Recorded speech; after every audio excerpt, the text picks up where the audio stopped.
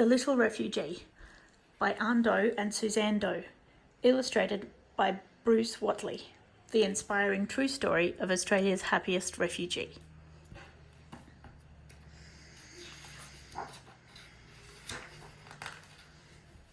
I was born in a faraway country called Vietnam. It's a crazy place. Strange food, snakes in bottles, 5 people squashed onto the back of one little motorbike. My mum and dad were very poor, so we lived with mum's family, lots of them. There were 14 people living in a tiny 3-room house. Even though we were poor and the house was crowded, I was happy because there were always lots of people to play with me. I didn't know there was a war going on.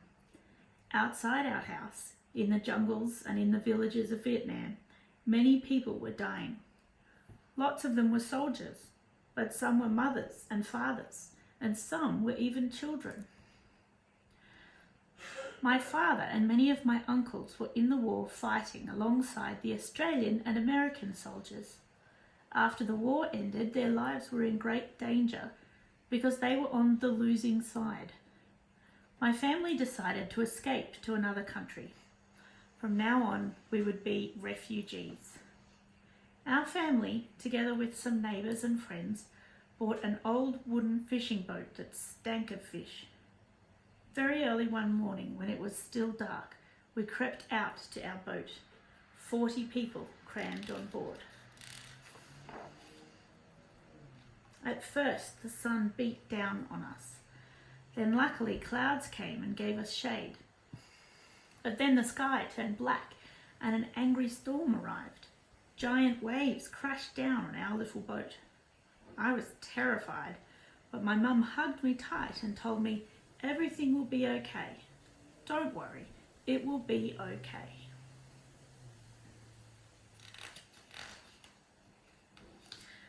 Finally, the storm passed and the sun came out again. Mum and Dad stood together looking at all the food and water that had been ruined by the sea. At least we are all still alive, said Mum, but we were hungry and thirsty.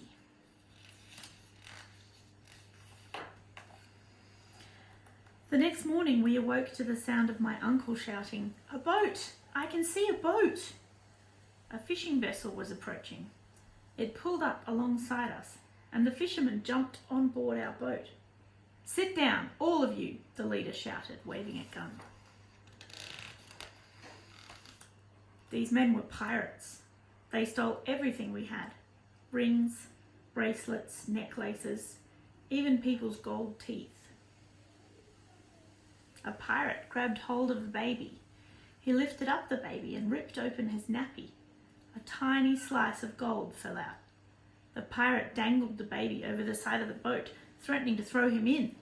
My father screamed, "We must save the child!" All the scared, hungry people on our boat stood up, ready to fight these pirates to save the baby's life.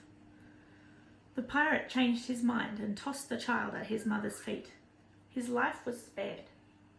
That baby was my brother, Koa.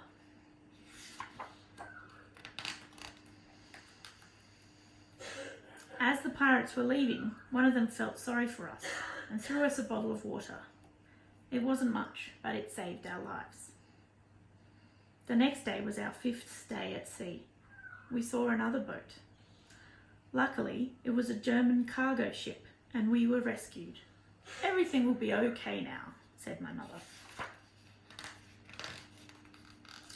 "What a great country," my parents said to each other when we arrived in Australia. 2 nuns came to visit and gave us a huge bag full of clothes.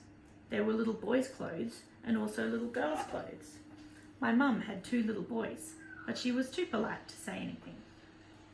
The next day we were walking down the street and an old lady stopped to say to Mum, "What a pretty little daughter you have." Mum looked down at my brother Koa and smiled. He was wearing a girl's dress.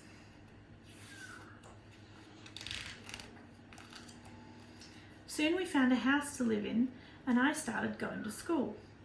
I tried hard at school because I knew that would make my parents happy, but I was really miserable. I couldn't speak English very well, so I didn't understand my teacher. I had different food to the other kids, and some of them laughed at me.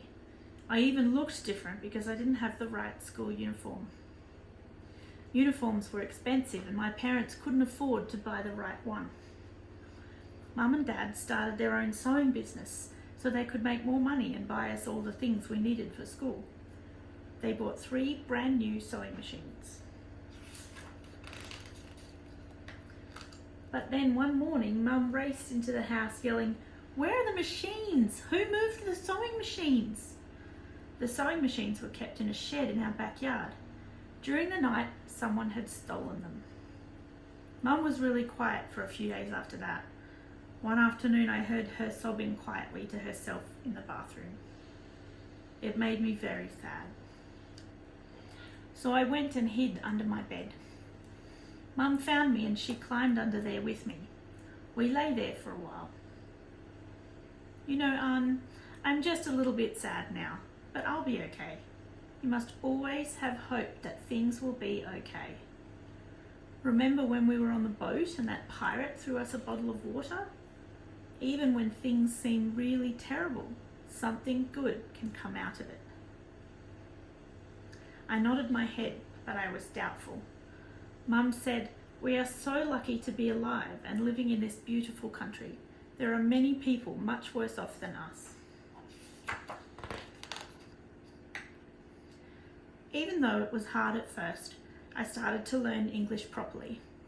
Each afternoon I would do all my homework lying on the floor among the sewing scraps. Slowly I started to do better at school and began to make a few friends. At the beginning of year 3, a new kid started in my class. His name was Angus, and he had curly red hair and a blue jacket with a patch on one elbow. At morning tea, he was sitting by himself eating a banana. He looked very lonely. I remembered how lonely I used to be, so I went over and asked if he wanted to play handball. I played with him again the next day and the day after that. Other boys started to ask if they could join in, and soon we had a great handball competition. At the end of year 4, our school held a big prize-giving assembly. My parents never came to school function because they were always working, but I begged Mum and Dad to take an afternoon off work so they could come and watch this assembly. Throughout the awards, I was praying that I would win one so that Mum and Dad would be proud of me. The school principal reached the end of her list of awards. I didn't get one. I was so disappointed that I couldn't even look at my parents. They had taken a precious afternoon off work for nothing. Then the principal said she was going to announce all the class captains for next year. She read through her list and everyone clapped politely for each of the new captains. Finally, she reached the list for next year's year 5.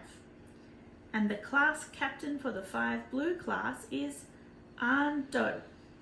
I couldn't believe it. The kid who used to have no friends and smelly lunch had become class captain. As I walked towards the principal to shake hands, I heard a big whoop from the audience. I looked down and saw 2 people standing on their feet, clapping and cheering loudly. It was Mum and Dad. My eyes filled with tears as I looked at my parents' smiling faces. I knew I had made them happy.